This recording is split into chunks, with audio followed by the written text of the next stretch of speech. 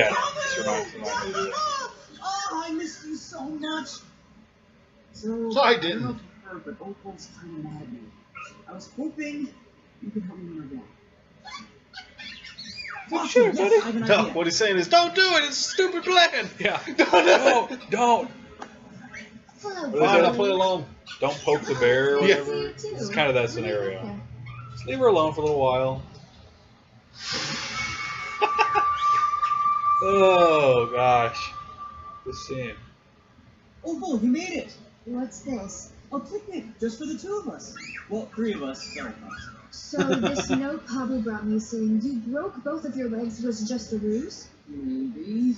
But now that you're here, don't you want to just sit back? Maybe Pablo wrote the note. Try some of my homemade steam buns. Clement's recipe. It seems and as likely Pablo that an do animal some of would his have written this as world-famous somebody who's had a for brain. entertainment. Ha I'm sure some animals are smarter than steam bull. bugs. My favorite. This will totally make me forget that you. I love the like were evil sounding music they You give her. captured my family and is probably torturing them right now. So yeah, let's just sit down and have a great picnic because we're so in love. I'm sorry you had to see that, Pablo. I'm John. I'm Preston.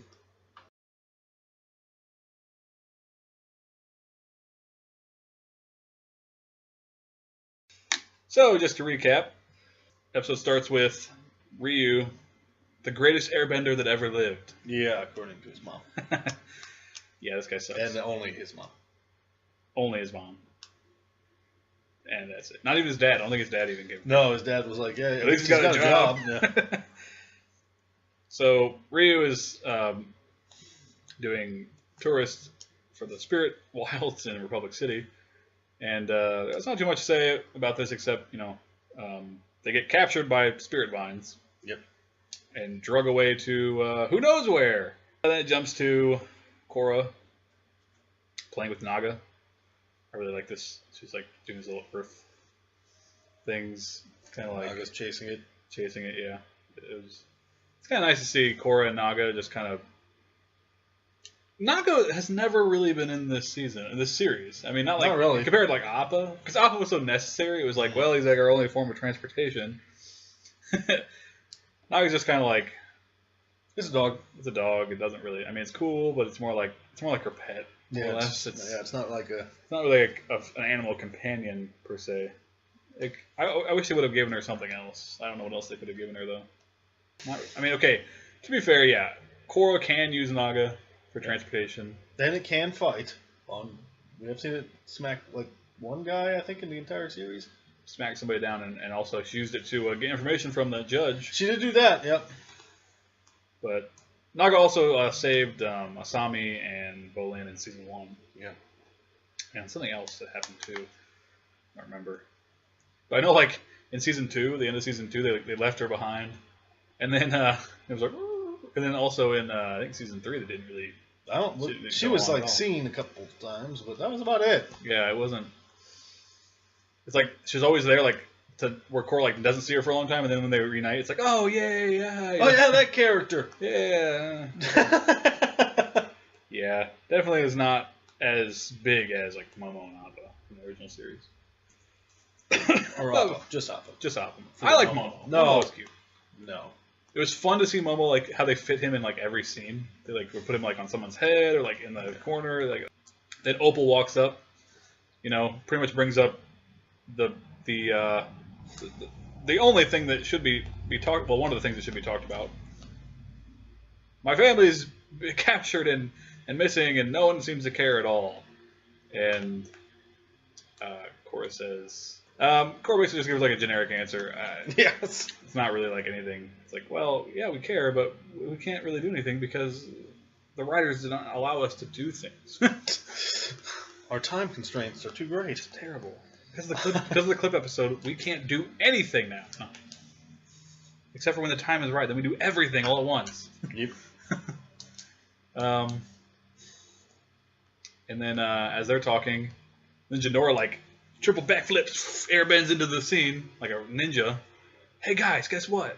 It's like I would have been like, whoa, what the heck? There's a disturbance in the vines. Well, that's actually the next. Yeah, I know, but I just had to say it. It is, yeah. So basically, she's like, I felt a surge of energy because when she needs to feel a surge of energy, she will feel the surge of energy. When she's trying to look for Korra, she's an expositional character. That's all she's good for. Sadly, because she's actually a really cool character. Yeah. Lead you to the next problem. She was being compared to like Aang. She was like, she's the Aang in the show, and it's like just an exposition. No, yeah, it's just an exposition character at this point. But she's still pretty cool though. So we get the next scene basically is them walking into the spirit wilds looking for the disturbance. The disturbance in the Force. God. Or something bad she ate in the morning. Yeah. I can't believe I didn't catch that line before. Maybe it was some bad food for breakfast. Maybe you had a bad fish taco. Does that affect spiritualness? I don't know. Maybe it does. Because it seems to be brought up like every time. So apparently, eating something bad can affect your spiritual mojo. I guess the same as like if you had a stomachache and you're trying to like fight somebody, it'd probably be a little bit harder. You know, you can take care of your physical body and your spiritual body. Yeah. So. They talk about, I don't know how, they're like, yeah, Ryu's tour group came through here today. Yeah, Jonor's like, can't you feel the spiritual energy? No, I can't. I'm the Avatar. I can't do anything. Yeah. Well, obviously it's because of her block with Rava, I guess. You know, a lot of people don't. People who don't even have Rava are like more spiritual and more in tune to the spirit world than Korra. Yeah. So I think that's just on her. But she can get a reading. She can touch the vines and magically see exactly what she needs to see. Sense the banyan grove tree slightly defending itself. Slightly. Yeah, like one vine attacked. You have 1,000 vines all over you. Just like animate all of them, and this is not a problem. I think the tree like come to life and like one of the Ents from Lord of the Rings. You can just punch everybody with their tree hands. Okay, too many times have trees saved the day. We need to not have a tree save the day. Yeah, but that might happen in this season. It might happen in conjunction with Korra. With all of the spirits. Korra will sit into the tree of time, and she'll just connect with all of energy and space and time, and then she'll time travel, and she'll go back in time, and then Aang will jump in and be like, yeah, and they'll fight. No, that's one of my predictions, I guess. That's somebody's fanfic. You just ruined it. Dang it. Sorry. Oh, we see. Yeah, so they don't know. They don't know why. The vines are being. We said this. Used. We're like, oh yeah, they don't know. That's good. Good. You know, that makes sense. I didn't think that. You know, I mean, the writing's been a little bit sloppy, but it's not that bad. It's not like, I'm pretty sure they're not going to make that particular mistake. They're taking the spirit vines. I wonder why. They're probably going to build a super weapon. I mean, honestly, of course. I mean, seriously, M. Night has nothing to do with this anymore, so we don't have to worry about that anymore. That's just music to my ears, saying that M. Night does not have anything to do with this anymore. That's beautiful. That's poetry. Yeah, it makes you kind of feel better about that whole fiasco movie that came out. What movie? Yeah, the one.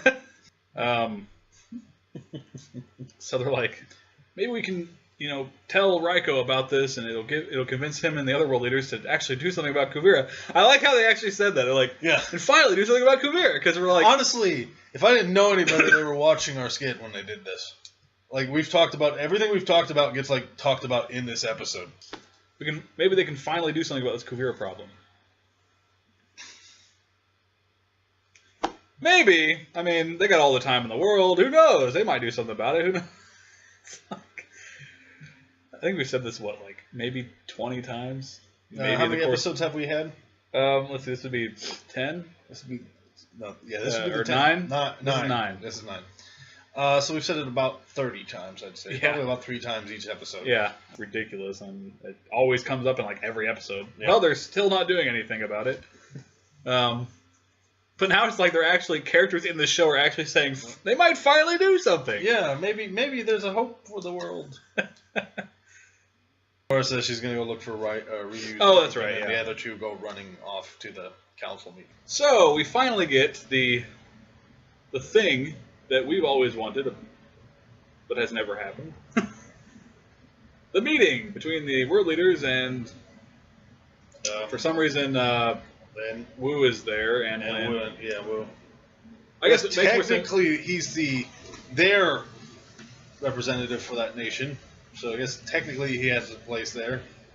I don't know why they're listening to him. When Kuvira is taken down, he will take the throne. Yep. whether people like it or not. Which at this point, I'm not particularly for it. I- He's still a moron. He's gonna have that one moment. He has to have that one moment, or I'm kind of with his here. Maybe this is better off just left as chaos.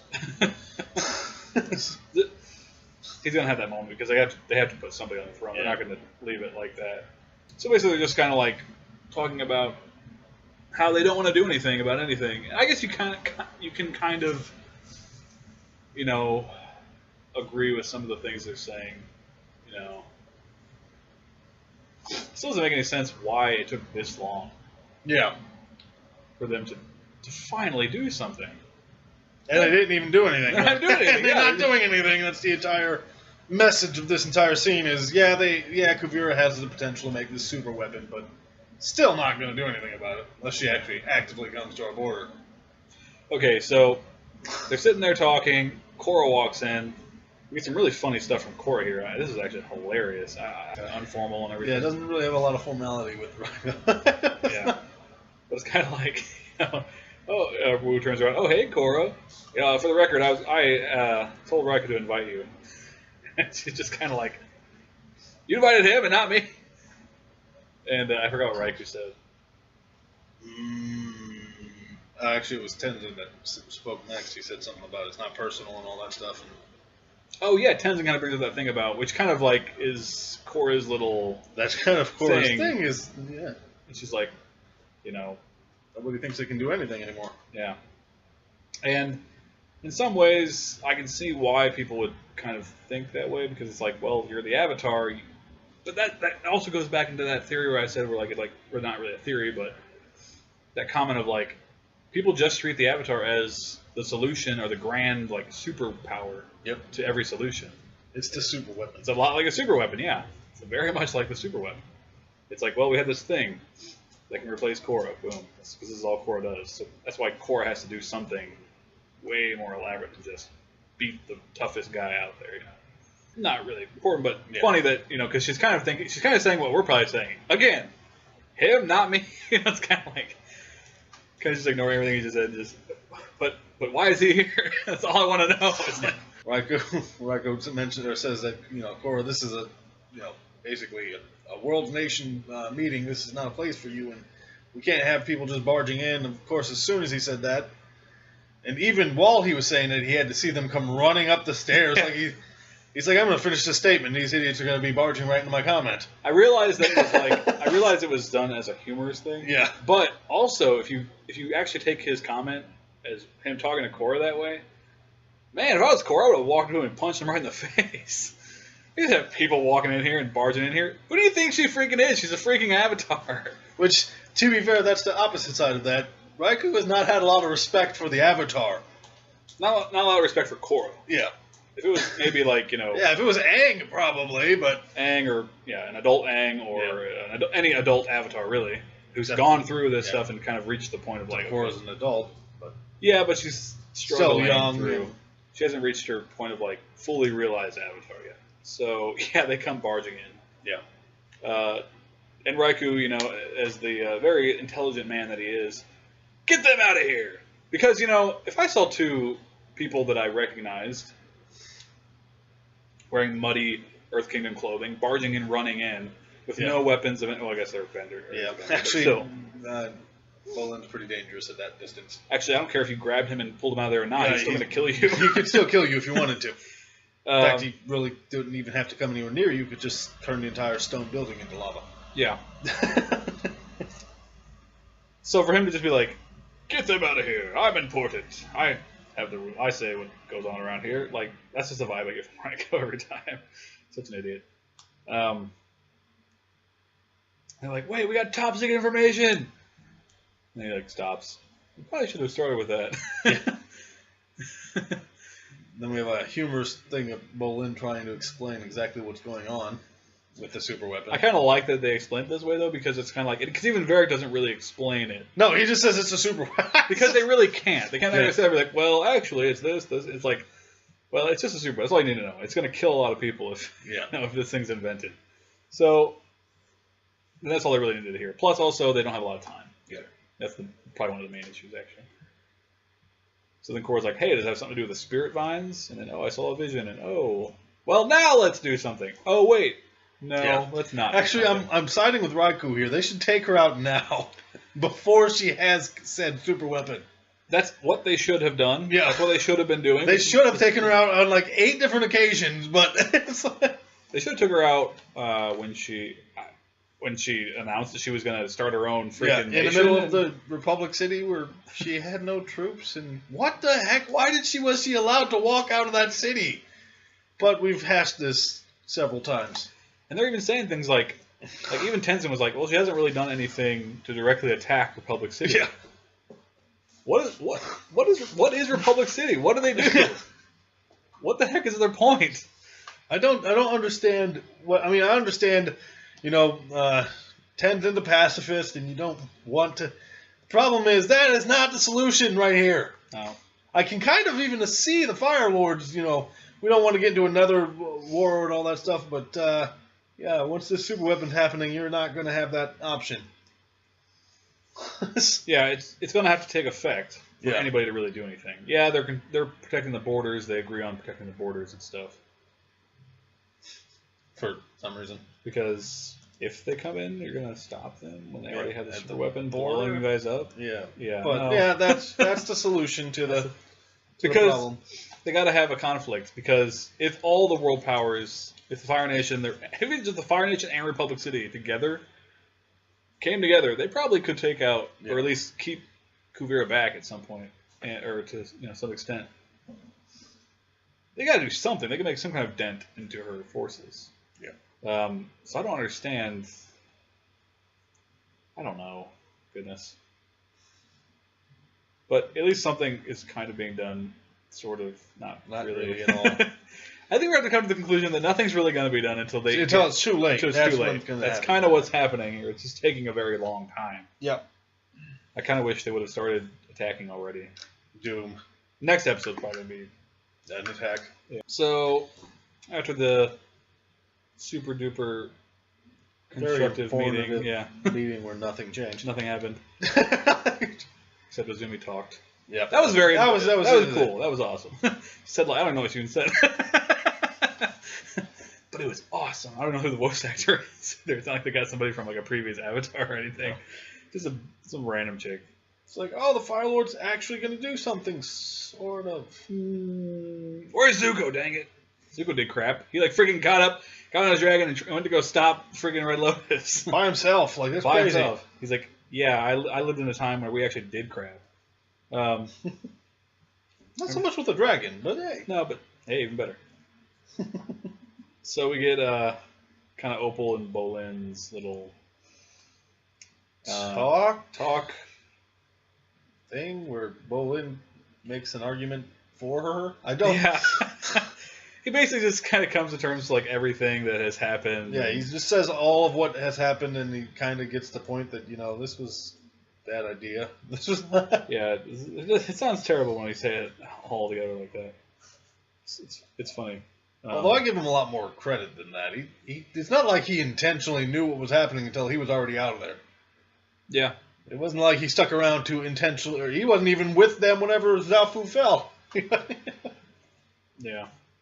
He was on the train, which has exploded. But they don't know that. They just know that he was with. All she cares about is that he chose to stay with Kuvira instead of, even when she was arguing, even as early as the first episode. Yeah. She was like, no, don't go with her. And he's like, I got to. It's like, no. I got to help, peeps. Gotta help. And then Lynn comes out and talks to Opal privately. And this is kind of the thing that I've been wanting pretty much ever since episode 1 of season 4. I was thinking like Opal was going to do something on her own because of how she was acting. But I guess it just carried on into this. And it just kind of worsened with the capture of Zafu. But again, it's like that whole thing where it's like, well, I guess now we're going to do something. It's like... And I like how the plan is basically exactly what Sue tried to do. Like, go at the entire nation by a stealth mission. Between, like, a small group of people. It is exactly what got Sue captured is what's going to set her free. Well, I think all they want to do is just... Set really them want to free, just, capture or save their family. They talk about how they don't... Or Lynn says she doesn't want to ask anybody else to help because it's not right ask people to risk their lives to help them do something that's pretty dangerous, actually. Sort of. I mean, it's dangerous, but it's no more dangerous than sitting on your,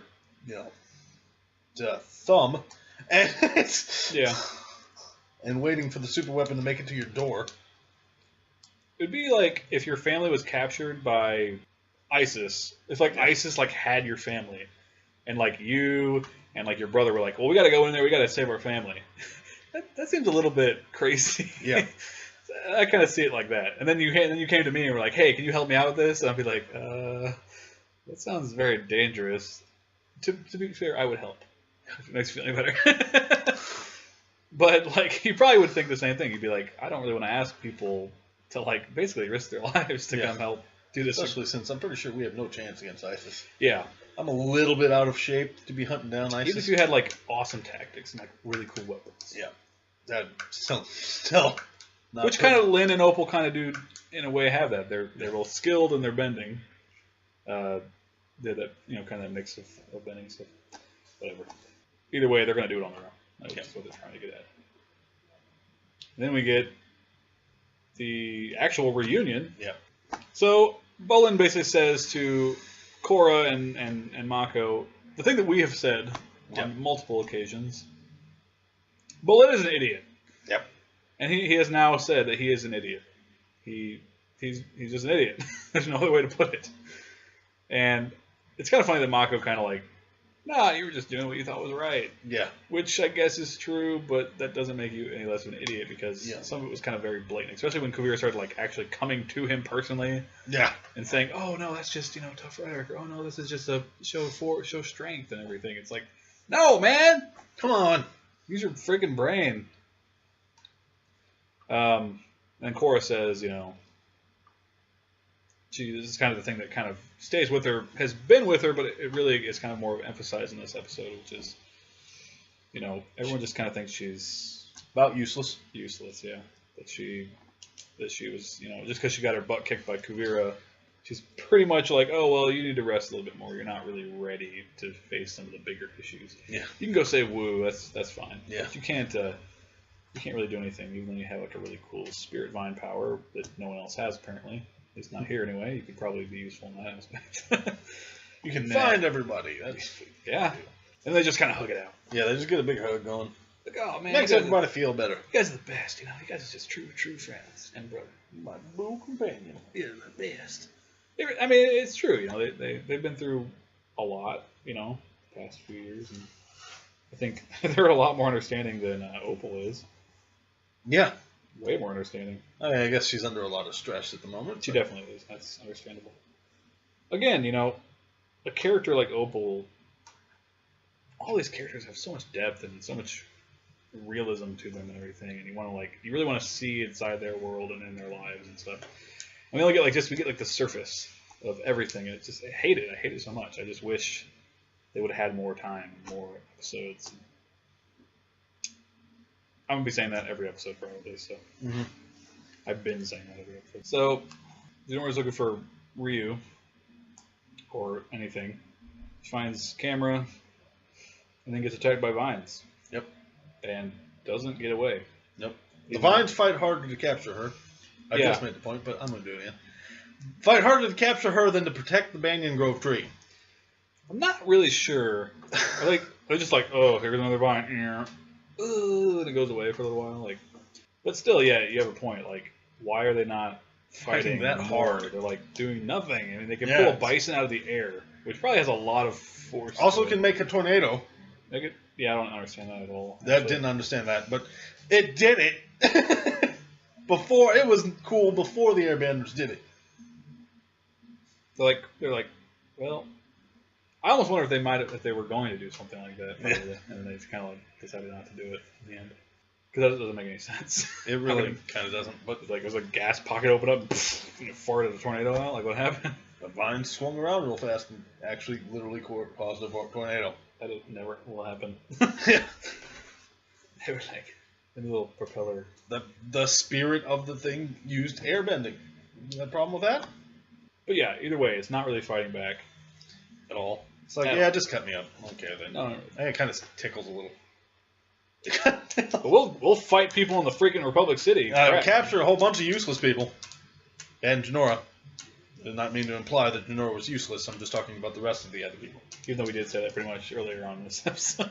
Well, yeah, we said that she's useless as far as, an actual depth of character. Because now she's just an expositional character. But she's still a master airbender. She can fight, right? I assume. She can fight. You know what she can do? She can call for help. She can psychically or she's pretty spiritually call for help. She's pretty good at calling for help. It looks like the Force, man. Every time I see it, it's Obi-Wan. Yeah. Back from the dead. We need help.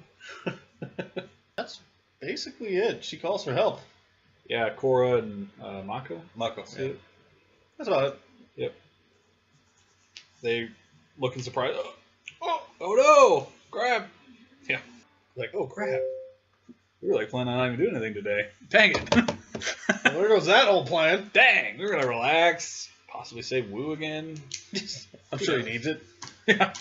So, Janora called for help. Now Korra and I guess Korra probably told Korra and Mako probably told Lin. And then Lin beat them there. Or at least they were already there and then they're like just setting up all these perimeters and evacuating people and stuff. Stuff happened. Unless they're already doing it. Yeah, maybe I'm just gonna say Lin already heard about the crazy activity of the vines and she's evacuating. She's evacuating the area. Everyone in the area and stopping the tours now. You know, like one tour group hasn't shown up in 5 hours. It probably should have given a clue to it anyway. But don't come in here. People are dying or missing or something. So Korra comes up there, goes over there, and she's like, I need to go in there. I'm the Avatar. I can do stuff. Yeah. No, you can't. But, so, basically they just walk in there and immediately get attacked by vines. Yep, which conveniently pushed them exactly where they need to be. They go into like a room. I think they bust into like I do want to mention Mako can't fight anymore, apparently. Mako... His fighting capabilities are very weird. He's just so full of smoothies and he's just gotten soft. He's gotten very soft. He cannot fight anymore. Really, he was a dangerous dude. Yeah, awesome. And then crap, man. I mean, he still shied he's still pale in comparison to Korra. When Korra was in her prime. Yeah, but even here, he's just he's throwing some fire jabs at it. Maybe he's sucking on purpose to make Korra feel better. Maybe that's it. I'm gonna go with no. I'm actually not gonna go with that. I would kind of go with that in a weird sense. If you think that maybe Mako is just trying to be a good friend or whatever, getting captured by it. And maybe Korra just cut the line in half, but whatever. No, I don't know why he's sucking so bad. He really is bad because it's a good thing the vines didn't attack while Korra was in meditation. They would have been screwed. Well, according to Korra, this is that thing where exposition has to happen in order for us to just understand what's going on. Yeah. So characters just have to kind of know something, even though they really shouldn't. Yeah. This is one of those points where she's like, they see the people in the pods. Yep. And Maka's gonna go, burn them out with a their little flame knife thing. Cut them open, which we haven't seen. Probably would have worked actually. I don't know why it wouldn't have. But Korra's like, no, it'll provoke the vines. Yeah. Because that's the most explanation we have for why they don't attack. Yeah. Again, that exposition of they won't attack you if you're not mean to them. I guess you have to trust Korra. Well, I guess the guy did poke the vine with a stick. That vine was gonna come up and be like, "Hey guys, yeah, I know. He's just talking. I'm gonna poke with a stick. Boom, boom, boom, boom. I don't know what Janora did to take it off, but just being there. Yeah, Janora's just so cool. It was just oh, she's got to go now. Yeah, I don't know. Hey, that's the main character. Grab her. Grab the main character. She has to be captured in every season. She has to do something. She has to be kidnapped. We already paid Kieran in every season. Literally every season now, isn't it? Except for one. I'm not sure she got captured in one. No, they didn't really do anything in 1. Oh no, she did get captured. What? Yeah. Oh they yeah, caught her. yeah. Yep, Mom, she's been captured in every season. This is the thing. This is what Jamora's there for. That's what defines her character. She is the damsel in distress. Which is really sad because she's like one of the most powerful characters and like the youngest person ever to get airbending, master airbending, even younger than Aang. Really? Yeah, she was 11 when she mastered airbending. Aang was 12. Korra tries to. I don't know the name of this movie actually. I'm gonna go with spirit calming. Spirit heal maybe. Spirit healing because it's water healing. Yeah. It's that mixed with spiritual energy. Just like how Janora uses airbending mixed with spiritual to do her projection thing. I don't know how that works exactly. But that's what she said. So I'm going to go with that's fact. Yeah, that's how it do. I'm assuming every bending type has a spiritual side to it, even though I haven't seen earth bending, so I'm thinking. What's fires? We kind of saw the spiritual fire energy detection thing that Fire Sage did. She like, oh yeah, right, yeah. But that was like it never was done again, and it was kind of like brushed aside. I don't really know what happened. So she tries doing the spirit heal, and that doesn't work. And then she tries meditating into the spirit world, which also doesn't work. Does not work. Korra cannot go into the spirit world until she deals with her issues, because Korra's got a lot of issues. Yeah, this season. And I like her issues. I think they're legit. I don't think it's stupid. I mean, I think some things have been drawn out a little bit too long. Others have been resolved too quickly. I would have liked. Well, you know how I feel. I actually wanted to see more of the 3 years. I wanted to see more of her like recovering and more of her traveling and all that stuff too. But I guess if it comes to this conclusion, there's really no point. She tries going to the spirit world and instead gets transported into another vision, I guess. Sort of a vision. Yeah, it's really weird actually. Because it's an actual different take on it. It's not exactly what happened. Because for one thing, he throws a line in there that's not in there. You'll never get out of it. Yeah. It's like her physically having a conversation with the past memory of Zahir kicking her. I don't even know. I think it deals. I think it's they deal with that again with that that what the guru said or Hugh, the guru of the swamp, said time is an illusion. And I think that's kind of going in with this little scenario. It's like I love stuff like that. I love when they do stuff like anything does stuff like that where it's like the presence of a memory or something is reality to you. It's really, really bizarre, but really cool at the same time. And that's kind of the vibe I got from this listen. I don't think Zahir was like doing something to her. No, I didn't think so either. But it's just weird that her memory has changed. Well, I mean, look at like the psychosis. Like you ever seen movies like Black Swan or movies like The Machinist? Where like something like they imagine it's real, like it's actually happening, but it's not happening at all. It's all in their head. So, and apparently that's a real thing. The mind can be very powerful. Which actually Katara does say that, like in the second episode of this season. The mind can be a powerful ally or your greatest enemy, and that's kind of the thing Korra's been dealing with this entire time. This is all in her head. She has to get over it. But I still feel like there's something else to it, though. Something else. I don't know what it is. I think it's resolved after this episode. So I think it is too. Matter. Yeah, it just sucks that they don't have enough time to go. I think if they would have had more time, they would have really delved in deep with all this whole psychological thing with Korra. That would have been really interesting.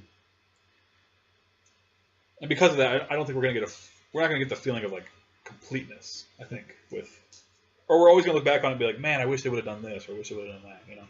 They should have spent more time. Sorry, they already have that with me. Sorry. Yeah, but I'm talking about particularly this season. This season, yeah. Which so far is my favorite season, just because everything that's going on and just the whole dynamic of everything. Anyway, so she can't go into the spirit world. Can't do anything really. So she comes up with a plan. She has to meet with Zahir. Which I predicted this a long time ago, that she would face Zahir. But I predicted on different terms. But it's still, I just couldn't think of any other reason they would keep him alive, except to do this. It's like, why keep him alive? You've killed off the other members of the Red Lotus. Why not just kill off Zahir? So Korra wants to face Zahir. So Tenzin brings up some great things. Like Korra's always been, I think, kind of like a daughter to him, and he's always kind of treated her that way, and he cares about. Tenzin has that Aang lovingness. He's always like just cares about people. He just Aang always cared about people, and it's just like, yeah, he's a good guy. He's a good guy. It's like that's how you feel about Tenzin. He's a good guy. He just cares about people. And but Korra is just kind of like, I just have to do this. I have to do this. He's like, okay, be careful. So the next scene jumps to Bolin meeting up with Pabu again. That's a touching moment. Yep. And then concocting the world's stupidest plan. This is like on par, maybe stupider than Aang and Sokka's plan to get Toph and Katara to stop fighting. Or, yeah, that was pretty bad too. Or Aang's plan to make sure that they don't leave him by hiding the notes from their father. Yeah. It's pretty, I mean, it's on par with stupid level of that. I think Aang and Sokka's plan is probably the most stupid of all time. It was definitely done for like humorous purposes. Obviously, and they're both like, and at least they both admitted they're both idiots because they even tried that. Oh, right. Maybe we should write a note to it. Yeah, we'll get to that when we do the reviews for Avatar, but still, that scene is so good, though. It is so funny. But, so, Opal's sitting there reading a book. Pabu walks up. Oh, hey, Pabu. Oh, what you got there? A little note on his neck. Pulls it out. It's like nice and it's like pink. Yeah, it's a pink ribbon note. And everything. It's very nicely done. Obviously, not a good distress note at all. I was actually I was like, what's on the note? Because she grabs it and she reads it. And she's like, at first I thought she was like mad or something. Yeah. Because I was like, maybe she's like really mad. She's gonna go over there and like punch him or something, which that would have been actually awesome. But no, you find out it's. The note is that Bolin has broken both legs and neatly tied this pink ribbon around Pabu. I want to know what the note said so bad. I want to know how he worded it and everything. And I know, because the wording has to have been, I need help, both legs broken. Something like that, right? I mean, I broke both my legs, and I only had enough time to put this pink note and tie it in a ribbon. Had this pink paper with a nice pen and a little ribbon. Also, I honestly have to say I'm a little ashamed for Opal that this plan actually even worked this far. At this point, what it shows to me is she still cares. And she still cares. Yeah, yep. She's despite the stupidity of the whole situation, she hears that he's in trouble. She's like, oh no, I gotta go. Yeah, obviously her care for him outweighed any kind of logical sense that this plan even didn't have. Actually, it had no logical sense. I don't see any real issue with these two characters at all, other than she's angry at him. Right now, but eventually, probably next episode, I'm sure they'll get back together. But this particular scene, though, we kind of get to see a little bit of a different side of Opal, which I really enjoyed. Actually, it's kind of like you forget that she is a Beifong. The Beifongs have always had like kind of a very gruff temper and a gruff attitude. Nature to him every once in a while. And this was just kind of like this, like the sarcasm in her tone, and like just the way she was just kind of like, the evil background. Yeah, the music and everything. I was like, yeah, Opal. She's related to Toph. It jumps to Raikou. I keep saying Raikou. You say Raikou, and I keep saying Raikou. Yeah, I know. Raikou. Yeah. Raikou. Every once in a while, I'll catch myself. Yeah. Raikou is kind of like trying to convince Asami and Varric to work together and put aside their differences and work together, because he needs the two brightest minds to stop Kuvira's weapon. Very common sense. I think Varric should be part of this. He helped. He invented the technology, and possibly the smartest thing we've seen Raikou do at all. Actually, yeah, probably at all. This was very good on his part. Other than he made the vines into a tourist attraction, which was actually pretty smart, apparently. But yeah, making it more popular. But this I like this scenario here. I want to see them working together, and I hope they show some of that. Because I ship Varric and Asami. No, I'm kidding. And what was the other one? I shipped Korra and Woo. Yeah, Korra and Woo. Yeah. What would you call it? Korwu? Korwu? Korwu. Korwu. I ship Korra and Woo. Why? Because it makes about as much sense as any other ship out there. This is the first time that Asami and Varric have ever really worked together or done anything together. And you know people are going to be... They've already done it. It's gonna oh, yeah, absolutely. I like Asami's little, like, handshake and then twisted it around. And, like, getting in all crippling thing. He's like, kind of shows that, yeah, you know, Asami is not going to take any more of the backstabbing and Varric's trickery. Even though I don't think Varric would do that anymore. Going to do it, yeah. But it was kind of like it was a nice little kind of... payback? Yeah, a little payback thing. Yeah, exactly. It was a nice little payback to what he did to her company. I mean, all the dick moves he's pulled in the past. Yeah, actually, he deserved a lot more than that. Yes, he does. He deserves some good old-fashioned jail time. But obviously they can't be done that. He's been pardoned by Raikou. Raikou. Actually, Raikou is the evil version of Raikou. Yeah. Whenever he's being evil or an idiot, it's Raikou. Okay. Well, so most of the time he's Raikou then. Yeah. But here he was Raikou. Okay. He was being good. He was doing something smart. This is kind of the pivotal moment. Mm-hmm. You know. Certainly the pivotal moment of this episode. This episode and just her whole recovery. This is like the final thing. So Korra is in front of the prison. She's getting ready to go inside. The White Lotus is opening up the doors, and she's looking at this giant door. we were joking about it and everything, but like, I think the door is kind of like a metaphor for like the big issue. You know, it's like this big thing she has to face, and it's kind of this final thing, and she's just kind of looking at these huge doors, and it's just kind of like, how nice the White Lotus to construct this thing with metaphors and something in mind. It's a TV show. Try to explain things that happen in movies and the way they do it. It's art. It's not necessarily all practicality. Korra decides to go in alone. Mako was going to go in with her, but you know, she's like, no, I have to do this alone.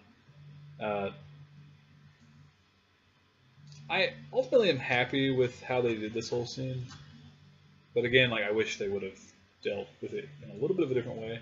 I wish that some of the things in the season would not have kind of gotten in the way of this. I feel like this should have happened first. It should have happened like early on, or I don't know. I guess it's okay the way they did it, but because this is the conclusion to this whole issue. So anyway, so she goes in there and she talks to Zahir. What's the first thing she says to him? She says, he says something along the lines, "I knew you'd come here eventually."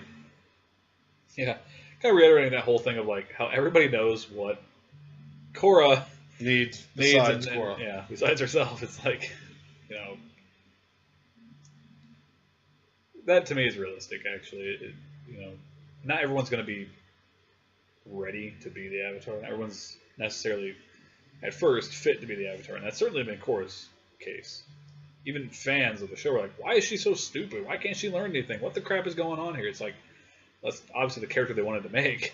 Yeah. They didn't want to rehash Aang and just make it where it's like, oh yeah, he just learns wholesome lessons all the time and he just gets it. It's like, no, man, like, it's hard for different people. We haven't got to see anything drastically different. Like, what was Roku's life like? What was Kyoshi's life like, you know, growing up as the Avatar? We've seen a little bit of Yang Chen in the comics.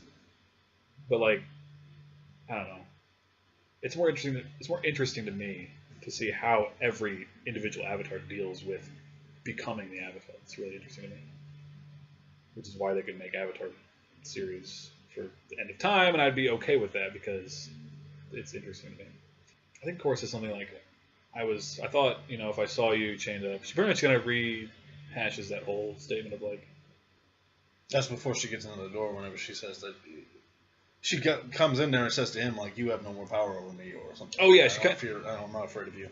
Yeah. Which is complete crap. Yeah. As Zahir points out. Yeah. Zahir is kind of, like, weirdly helping her. Yeah. This entire conversation. Like, not even to the point where he does actually help her, but, like, this whole thing was, like, he kind of, like, he runs, he lunges at her. Yeah. Obviously, that's not going to do anything. He's chained up, but it's like, she's still like, oh. Yeah, she's still, like, horrified of the even prospect of it. It's like, obviously, you're still afraid, and it's like, you know, it's almost like he's doing that to kind of show her, like, you know, And she even says she's like, this was a mistake, and it's so weird to see Korra like that. It's like she's never ran away from an issue, and this is just like such a big issue to her. It's like, I mean, it is a big issue, kind of just becoming. That's the thing I think that's the thing. They could have done that better. I think showing how Korra is or how she feels completely useless as the Avatar. We didn't get, like I said, we didn't get to see that. We didn't get to see the time where she wasn't really being the Avatar. We got to see some of it, but at this point when she was talking and she's like, I did believe her. It was convincing to me, but it was like, I wish there was that extra little oomph, extra little something there that just kind of really showed, like, I really feel for her. I do feel for her. When she is saying, like, when she's kind of stops, she's like, you poisoned me, you ruined me. You're the problem. You're the problem. It's like, I honestly like Zahir a lot in this. He's like almost like I don't really want to compare him to Ozai or not Ozai. Sozin? Azula? No. Zuko? Iroh. Holy crap! I can't think of Iroh. They all kind of sound similar. It's some kind of name. But he has that kind of an Iroh-esque thing going. He's like, you're blame or me being the problem is just completely a crutch, and you know it. Zahir is a very wise person. Yeah, he's an unbelievably wise person for a mass-murdering psychopath. What made his character so interesting. Yeah, which is why he ranks as my favorite of all villains. I wish there was. I'm glad they brought him back in this way. Yeah, because it was cool to see. I just wish that's what I wanted to see too in season 3 was like, because you kind of saw that too when like they sat down in the spirit world and they were talking. And it's like he was just like completely willing to. I mean, because at that point he was like, I already know I'm going to defeat you basically. But yeah, it's like it's almost like that kind of weird like he's not really a bad guy, but he is, and I think that was like the most gray they ever got. Yeah, kind with a villain, I think, as far as like his reasoning. Like, well, yeah, he is kind of helping people, but in a different way. I don't know. I guess they're all kind of like that. Yeah. But they always give him like the evil music and the dun dun dun and the villain is kind of like shadowy figure and everything. It's like. Although, yeah, I have to agree. I think Zahir was the closest to the gray enemy that they wanted. Yeah. Because even while he was doing it, I can kind of see his logic. But they have a lot of like interesting going back. She says that she can never be the same because of what he did to her. Of course, he says the same thing. He's like, well, neither of us can be the same. Yeah. It's basically how life works. Yeah. He's like basically like get over it. That's how this works. Yeah. Neither of us can be the same anymore. Yeah. I mean, it is more satisfying to see, and in some ways I almost want the ending to be like, in a way it's like, okay, Korra, she's getting better, but it's like, it would have been kind of cool to see her still have to deal with issues and struggle through things because she is a human being, she's not like some super smart, she's not Superman or whatever. It's like she's a person, and they've kind of always emphasized that. So when things happen, you can't just, oh, I'm okay again, I'm going to carry on the way I was before. It's like the times, like the world state, things change, things happen. You have to kind of deal with it and just keep moving forward. Actually, this entire thing is Korra blaming Zahir and Zahir telling her exactly how she's wrong. Yeah. This entire scene can be wrapped up as that because she also says, you've made me powerless or something to that effect, and he's, are you crazy? That was Korra's. That's Korra's whole issue. Yeah. That's why she's in the state she is right now in the current time. He's like, are you kidding me? Yeah. You are more powerful than I could even imagine. Is basically what he says. He said, the poison should have killed you. Yeah, I mean, there is literally no limit to your power. In fact, he says your power is limitless. The power is limitless, I think, is a really interesting statement. It's true. Yeah. And there was something too about this scene, I have to say, just for me personally, was that when they introduced the origin of the Avatar, as cool as that was, I just felt like the Avatar was kind of weakened. It wasn't the same as when was the Avatar. It did that to me too. I had that same feeling. Like it. There's a lot of people actually. I know. There was a very split down the middle. People were very split down the middle. But this, to me, this conversation and the realization of Korra's, Especially what Robert Strength. says here. A couple more minutes. yeah, it really kind of pushed me back into that area where it was like, yeah, the Avatar is powerful, and the Avatar is special and unique and needed. But then, Korra comes back with, well, you always talked about, setting people free and all this chaos and all this stuff, and you created the world's greatest dictator, which, to be honest, we haven't really seen that from her yet. We haven't seen the world's greatest dictator yet. We know she's a bad person, but, literally she's worse than Ozai? I don't think so, not yet. They can't really show it. Yeah. Sadly. They can't show the re-education camps. They can't show how brutal she is. Yeah. But we know that They she's... did it with Ozai. Kind of. I mean... Or at least it was implied better. It was shown better with Ozai than it is with her. Because literally she's only a threat to her own kingdom at the moment. Now we know with the spirit weapons she'll be more of a threat, but... The fact that she's just that power-hungry dictator. She just wants everything. But, yeah, it kind of hits Zahir a little bit below the belt there. You can kind of see it on his face, and he offers to help her, to guide her into the spirit world, because in this one case, their goals align. He can't have her as his legacy, basically. So, Korra agrees to, let Zahir help her get into the spirit world. And basically she just sits down, starts meditating, and of course she goes into that memory, and he's just kind of saying, like, just let it play out, let it happen. You have to accept what happened. There's no... Right. There's nothing you can do about what has already happened. Yeah. So, and you kind of get that reiterated with her saying, she's struggling. She's like, I can't, I have no control. And that's when she kind of lets it go, and then it kind of transitions into the spirit world.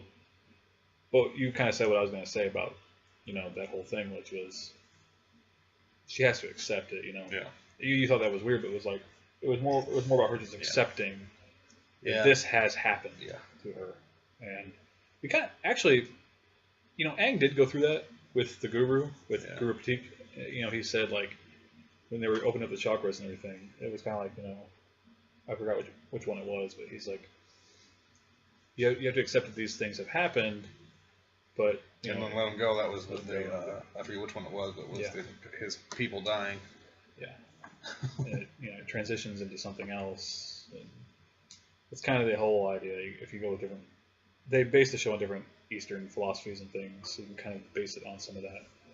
And this acceptance of things happening leads Korra into the spirit world. I kind of felt like a redemption type moment for Zahir right there. I like him a lot more because he actually helped her in this. I don't know that I would trust him. I think he'll still try to kill her if he gets the chance. It just seems too bred into what he wants. But in this, at least, he was truthful. He didn't actually backstab her on this one. Yeah. What did he say to her when she said, "You helped me," and then he said... Okay, so yeah, he didn't say anything. That's why I couldn't think of what he might have said. Yeah. Well, I mean, she says, you helped me, you led me here. Do you know where... And she immediately asks, well, do you know where Jinora is? Like, thanks for helping me through this, but... Kind of got to do something here. Yeah. I don't know where that. Go ask your stupid spirit. he says as much, but I think it had more to do with, like, again, like Zahir. You already know. Zahir is like, if Zahir were the Avatar, and in some ways it's kind of like, I feel like that was kind of what he was all about in a weird way. Like, when he was talking about how, like, her power is limitless and stuff, it's like, if he had the ability, if he was the one in her shoes, he could do something. He could change the world. He could make it into something amazing. At least see what he thinks is amazing. Or, what he thinks. It should not be a good place, I'd imagine. No. But he is wise, though. I just don't understand why he's so, like, fanatical about chaos as the true order of everything or something like that. It's almost like... they almost contradict each other, except there are whole philosophies built around that, so not really. He's wise in certain aspects. He understands the connection to the spiritual world of this planet they live on. One of the theories people have come up with is that Korra is going to fuse the spirit world and the physical world together. So it's one world without any borders or portals or anything. Don't know how that would happen, but Also, I'm not sure that's a good idea, to be honest. it would be very creepy. Didn't work so well when it was done the first time. What the heck? Why would it be better this time around? That wasn't really done the first time. It was more like they were still separate, but they could go in and out whenever they wanted. And but the spirits were taking people driving over. them into the. So it didn't really work well last time. Why would it work any better this time? Yeah, I don't know why. Which is probably why it hasn't really been an issue. Yeah. It's kind of an issue, but it's kind of like, it should be a much bigger issue than it actually is. We haven't seen anybody get possessed and turn into a part tree. No. I almost wonder if that was put there just to show that spirits can meld with humans, and that's where you get the avatar. So Korra actually gets Rava. I wouldn't say back. Yeah, I kind of put return with a question mark because she's always been there. You're just locked. I don't know. Yeah. So Rava says, Korra's like, Rava, I've missed you. Where have you been? I've always been inside of you. Which sounds like a profound statement until you realize there's really no place she can go. Yeah. I mean, it's like, was that the issue? It was like the issue was just like Korra just couldn't get over the fact that Zahir almost killed her. Is that really the issue? Evidently, that's the issue. There's more to it. It crippled her. She was not the Avatar for a long time. This big enemy rose up. Korra and Zahir's reunion should have been bigger, I think. It should have been Zahir should actually be in another episode, I feel like. He should be involved in the finale. I don't know if he should or not. I kind of like where they left it. Where he has a sage moment with her, but he has really no reason to help her beyond this. Because this whole issue with Korra being crippled, Kuvira coming back, it's all bound around those two characters, Korra and Zahir. No, it's really bound around her, and he's right. She used him as a crutch. Her fear of what he did to her limited her. Well, also doesn't exclude the fact that he actually did try to kill her. Yeah, but several people have tried to kill her. That's not. It's not a new issue being tried to kill. It's just came a lot closer. This actually, it did do something to her physically, and I don't even think she's gonna be. I still don't think she's gonna be okay. I think she will. So Rava uses her unique movement throughout the spirit world.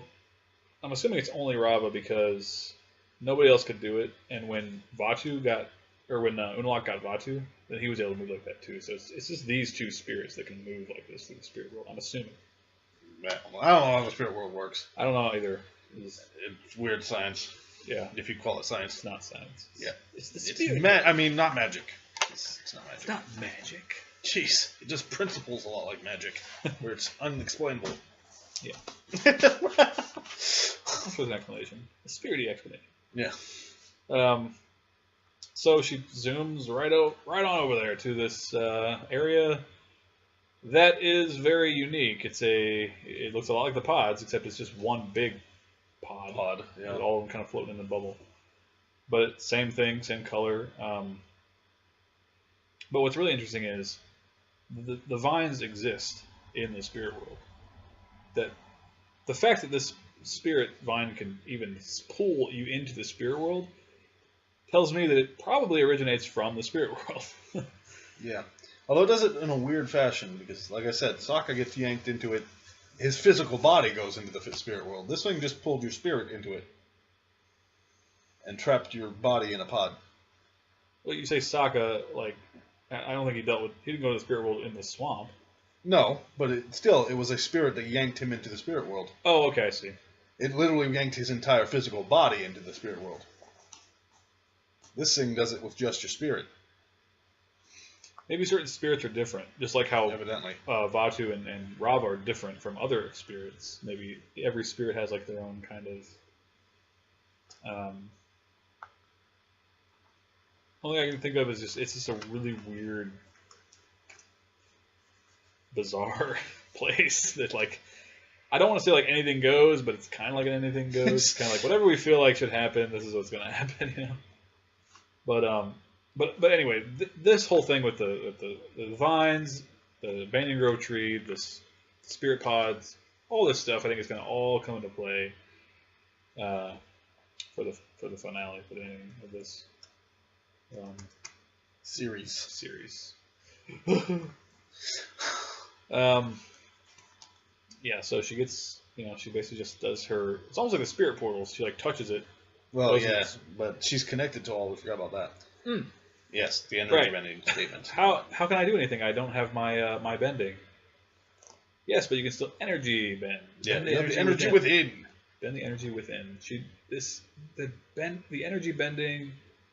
I don't understand it. It's the weirdest bending ever. It's to me, it's the most powerful because literally you can do whatever crap you want.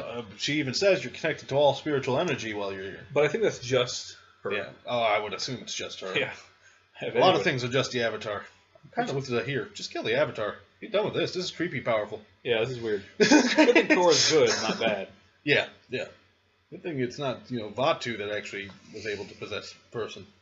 Yeah, that whole thing with connecting to other people's energy, connecting to all energy. All spiritual energy. All spiritual energy. Not people's energy. All spiritual energy. Does that mean all the spirits, all the people, all the everything? All of it. Does it mean she'll become a giant Banyan Grove monster? Mm-hmm. And connected to the spirit of the ocean. Yep. Which was really freaking cool. But wasn't in the movie.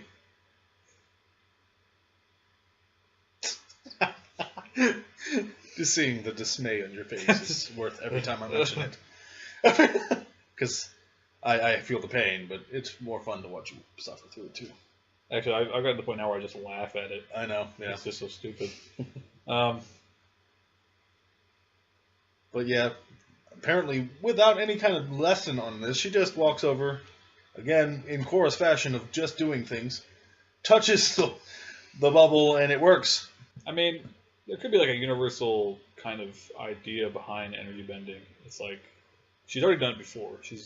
She has done the spiritual, where she used, I'm guessing she can only do it in the Tree of Time, where she used her, or made herself giant or whatever, without Rava. She did not have Rava at that point in time, which that's actually kind of amazing in and of itself. She did have her bending, though. I'm going to guess only during the convergence can she do that. Yeah, also. I'm going to say that too, because otherwise that'd be incredibly useful against anybody. Anybody, but in particular Kuvera. Especially since you can do a beam. Yeah. Really, use the, whenever she taunted you and said that you can use whatever you want, come back as a giant energy, Korra. See how she handles that. See how punk. So she touches the orb, and it opens up, and they all kind of float away, and then it cuts to them all waking up in the real world. Yeah. In the pods, and the pods just kind of magically open up. Well, okay. So then they get out of the pods, and they leave the vines. Korra, it pretty much just all focuses on Jinora real quick. She just runs out. Tenzin's there. They hug. Start touching. He asks for some reason what happened or how did she get out. As if somebody else possibly saved her. Literally, it's just Korra. I guess you could kind of go from Tenzin's point of view. It's like, okay, well, he's not really sure what his daughter can do anymore. I mean, she freaking invented spirit projection. She did the glowy thing and saved Rava. Which, what? That's kind of what they said too. Actually, in their commentary, they're like, we don't really know what happened. We'll get to that later. Yeah, we'll make another Avatar series, and we'll have a backstory explaining that one. Yeah, explaining what she did. What exactly happened there? Oh, I get it now. She has the resurrection spell. She energy bended. That's what we're gonna. That is the magic of this world. She energy bended spirit to life, which maybe that's how spirits are made. No. Yeah. So. Yeah, that's the end of that scene. Yeah, Jinora saved. Korra saved her. Korra saved her. Which is, like I just said, the line she said, you said it, in almost every movie. I mean, except for 3. Yeah, she didn't say it there. Korra, okay, to be fair, Jinora saved Korra in season 2. And Rava. But she said, Korra saved the world. She didn't say Korra saved me. And then in season 3, Jinora saved Korra. Yeah. Jinora was the one that was doing the saving that time. So technically, this is the first time she's actually said, Korra saved me, but what happened to Kai? Yeah, we haven't. Kai's dead. Kai died. Apparently Kai died. That's why Opal came back to by herself. She's like, well, Kai died, so I can't really do anything. I love my partner. Yeah. What really happened is, when he saw that whole slash on his thing, he didn't realize that he actually got cut all the way down. Yeah. So he bled out later on. Yeah. Which is sad, because Yeah. probably more like they probably didn't hire the actor to do it any more than one episode. And probably the last episode if he does come back. Yeah. He'll be there. Everybody will make a cameo into that last. Everybody's going to be there. Appa's going to be there. Momo's going to be there. Aang's going to be there. Yep. Sokka's going to be there. It needs to happen. If it's Star Wars, it's going to happen. Oh, yeah, yeah. If it is Star Wars. Pretty close to Star Wars, I gotta be honest. There might have been a little bit of inspiration taken from Star Wars. They're like a lightsaber away from it being Star Wars. Yeah, so we get a scene where, Mako is with Korra walking out of the prison. Presumably he's been standing there twiddling his thumbs like he always is. Seems like anymore. He's just like the understanding, like literally character, boyfriend, but not a boyfriend but not, anymore. Yeah, they come out of the scene, and Mako asks the question, basically, are you going to be okay with what happened? Are you going to be able to forget about what happened? And she's like, no, basically, I've accepted it. It's the power of acceptance, and I think it will make me stronger, as if anyone has any doubt about that. Yeah.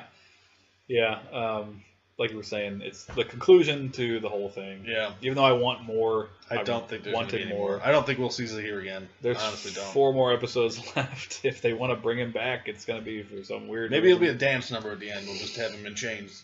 Maybe they could possibly do that. I mean, I'd be okay with that. Would you? I would not be okay with that. that. We're like, what the crap's happening? Just break into a. Why is everybody dancing on the end of everything? Everything you see nowadays, everyone's dancing. Why? Why are they dancing? Why are they singing and dancing? I don't understand. Something a freaking musical number? What the heck? Because everyone loves a party. Everybody does love a party. I love a good party. I wouldn't mind a little party celebration at the end of the season, but not everyone dancing and singing along to the same song in different scenes. I don't want to see that at all. No.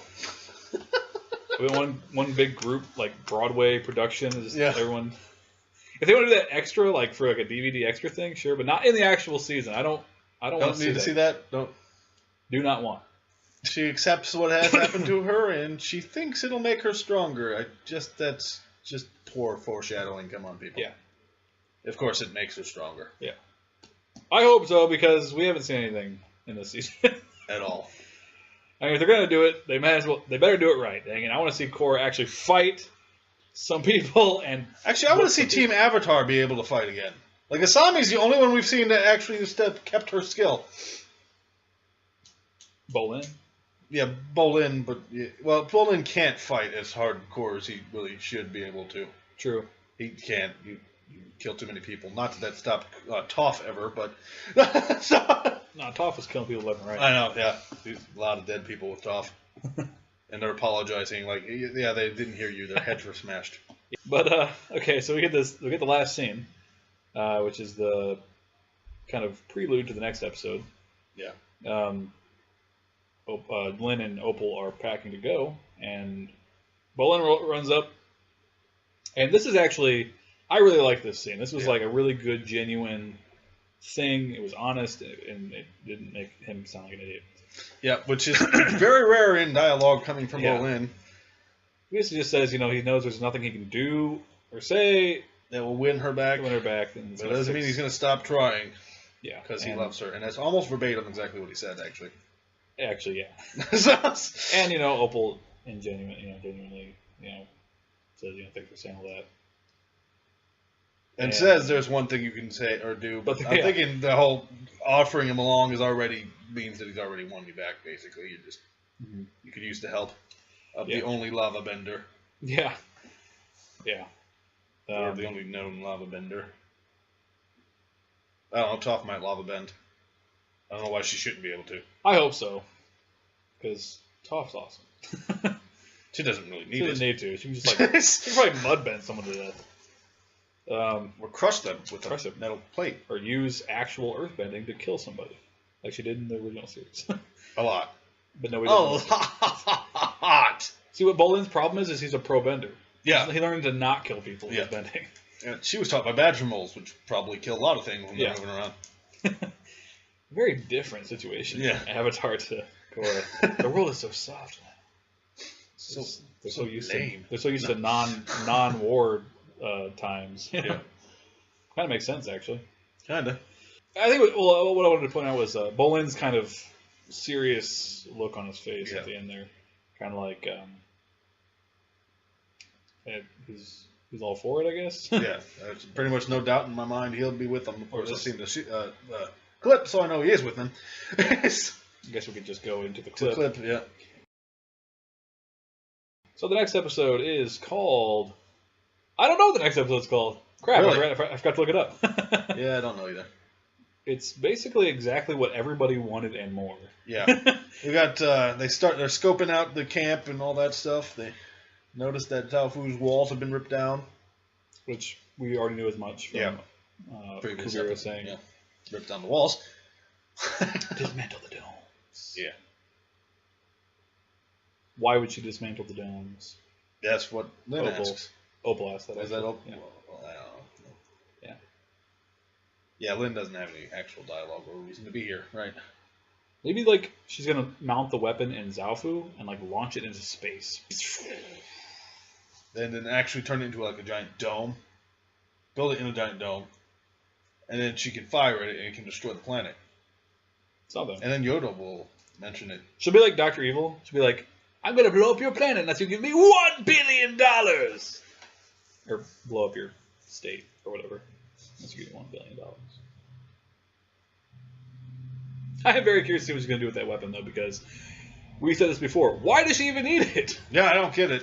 Obviously, other than obviously she plans on attacking the rest of the world, there's literally no reason not to. In fact, this is why I stand with Raiko on this. She's not building this weapon for defense of her own country. It's not. And we've pretty much said as much even before this point. Yeah. Even before the characters in the show actually understood. Yeah. That she has no other point to build a weapon except to attack. That's an attack, yeah. And if she's smart, she'll attack. Actually, if she's smart, she'll attack the Fire Nation probably first. Because they're not even willing to fight. Republic City would probably be the best one because Republic City can get troops onto your shore. The Fire Nation has to come over by sea and ships. You could count the Air Nation, but they're not really a nation and really have no real threat to her. Yeah. I mean, they're powerful, don't get me wrong. Tenzin can fight, as we've seen, but he can't handle even probably 17 of those mechs. No. No, they're going to do the EMP. Yeah, the EMP bomb. So, they're sitting there scoping out the area, and they're like, well, we're going to have to go down further. We're going to go in to see what's going on, to see if we can actually do anything. And then Toph's like, no, you don't. Toph pops in. You can't because all the prisoners have been moved. And that's all she says. Basically, yeah. And then Lynn turns around and sees her mother, who she probably hasn't seen in like probably... I think it was 15 years? 15 years? Something like that? I thought it was longer than that. It might have been. Well, maybe not Lynn. Maybe Sue had seen her earlier because... Apparently Opal was a young girl, probably like 4 or 5. So... yeah, probably 15 years because Opal's like 20 now, so yeah, probably. But Lynn might not have seen her even longer than that because she wasn't in Zaofu. She refused to go to Zaofu. Maybe I don't know. I don't know the whole scenario. It's kind of unclear. But I like what she says. She's kind of like, "Hey, Chief." Yeah. And she's like, "Hey, Chief." It's a real touching family moment. Yeah, there's definitely. I like that though. I like that's how their dynamic is and their relationship is. Because Toph is not a lovey-dovey she's not really a motherly figure. Only a few times in the original series where she actually genuinely like hugged somebody or kind of showed emotion, you know. Yeah. And it was about her family, but the new comics are dealing with her and her father and all that stuff. And I haven't finished the comics yet, so I don't know how that all turned out. It might have hardened her a little bit more. I don't know if it doesn't work out with her father. But it seems like they're kind of like her father's like ignoring her. It's like what the heck? So I mean, like she's right there, and he's like not even identifying her as his daughter. So that might have crossed over to her own parenting and everything. But that's really the end of that scene. Other than you get Oh yeah, Bolin doing exactly what probably 90% of all the fans were doing. Basically screaming like a little girl that Toph is back. When they first found out that Toph was going to be in this, Yeah. Season, they flipped out. Like nothing else mattered in the trailer, except when she said Toph, and everyone's like, "Oh, what?" They all did the guy. Foaming mouth guy. Yeah, foaming mouth guy. Embarrassed. And if you did that, you should be embarrassed. Yeah, I don't think I could ever foam from the mouth. I don't know. I don't think I can do it on command. No, can't do it. Pretty sure it's not a healthy thing if I do. Probably not. You probably have some type of disease. But I do have a few theories now because of Korra's state and new information about the whole connecting to every spiritual thing. It's like I said, that's definitely got to come into play in the ending. She's going to do something either with energy. Well, it's got to be energy bending because what else would it be? Even Aang did energy bending when he took Ozai's bending away. Yeah, it was the final thing. It was the final thing. I mean, I think it's going to have something to do with it. Like I said, this is kind of common, and it's blatant. It's right there. The spirit vines, the spirit world. It's all connected. It's all going to do something. I go back to the swamp episode where he says everything is connected. I mean, the spirit world too? I'm going to say yes, because from this episode, we see the vines are in the spirit world.